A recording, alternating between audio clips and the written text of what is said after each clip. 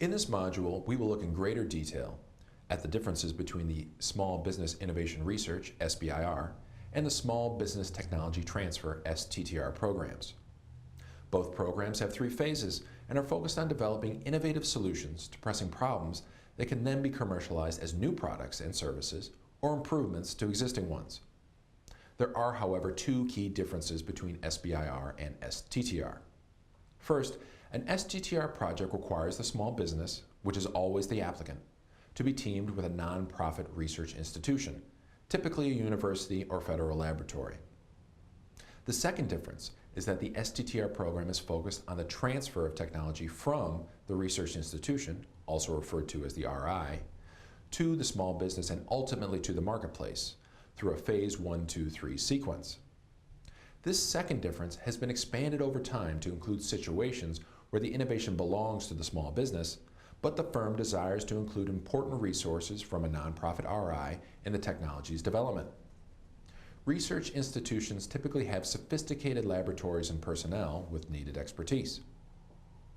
In addition to these 2 key differences, there are a number of other, more subtle differences between SBIR and STTR.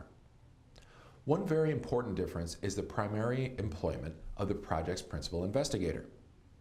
In an SBIR project, the PI must be primarily employed at the proposing small business, meaning he or she cannot work full-time elsewhere during the project period. With an STTR, the PI could be primarily employed at either the RI or the small business.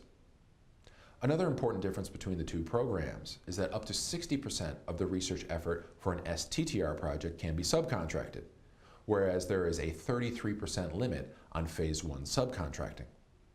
The SBIR limit increases to 50% in phase 2, but is still less than what is allowed in STTR.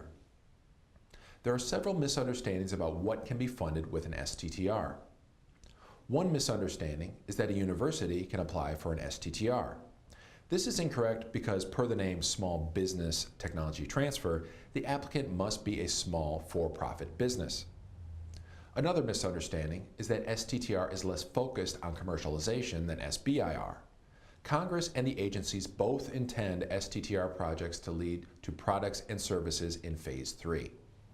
And while it was once true that a project that began as an STTR in phase 1 had to remain an STTR in phase 2, the 2011 reauthorization permits a phase 1 STTR award to morph into an SBIR in phase 2 and vice versa. Let's now look at situations where it is best to apply for an SBIR award instead of an STTR. In general, the SBIR program will be a better opportunity in the following situations. When you submit an SBIR proposal, you can include another company, large or small, as a subcontractor. You can also include a university or another type of research institution, such as a federally funded research and development center, or FFRDC, as a subcontractor. However, if you don't plan to include a nonprofit research entity in your project at all, then you aren't qualified for the STTR program, and therefore this is not a consideration. It is up to a small business to decide if it makes sense to subcontract at all. If you decide to subcontract to an RI, but don't need to subcontract more than 33% of a phase 1 research effort to a research institution, then SBIR is the most appropriate. You can still involve and work with a university or RI through an SBIR. Sometimes phase 3 investors do not like the idea of a nonprofit involvement in a project, whether it be because of perceptions about the culture of such participants or concerns about the nonprofit's claim to intellectual property rights on the project. In this case, an SBIR would be the most appropriate. If the topic is restricted to SBIR only, not accepting STTR proposals, while this happens relatively infrequently in the DOE programs, occasionally a topic will be restricted to SBIR applications only. If relationship to nonprofit sub is not for research, or if company wants to maintain a leader-follower relationship.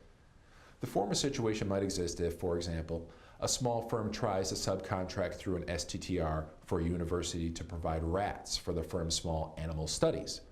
The latter, which might be a nuisance, differentiates an STTR that expects your small business and the RI to be equal partners, versus an SBIR in which the small business is the lead entity. Small firms and RIs should not jump into a hastily contrived relationship with each other just to fit the STTR program. If these partners do not have a past working history, or if otherwise either party does not feel completely comfortable with the other, then an STTR should not be pursued and the small firm may opt to submit an SBIR instead that involves a less intensive and less collaborative relationship.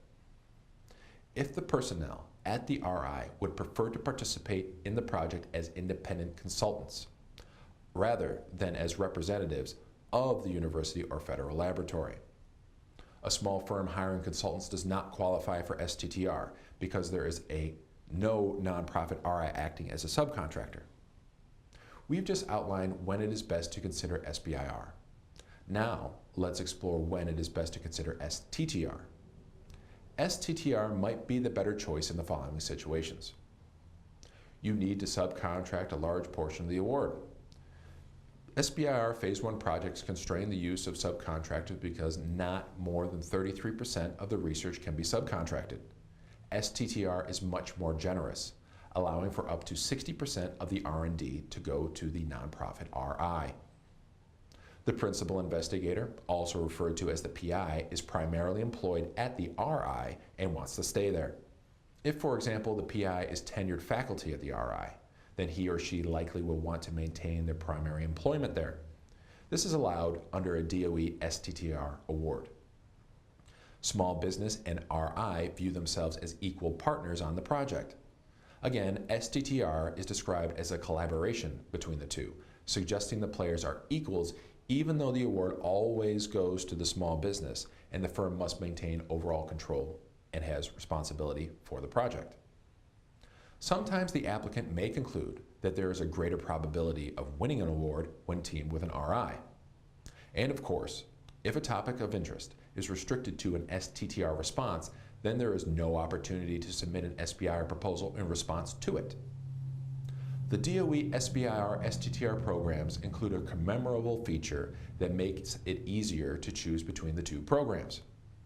If the proposed project involves a nonprofit RI, and if the RI is not performing more than 33% of the research effort, then the applicant small business may request that the proposal be considered for funding under both SBIR and STTR programs. This is only available at DOE and can give the applicant two chances at getting their project funded while only having to submit one proposal.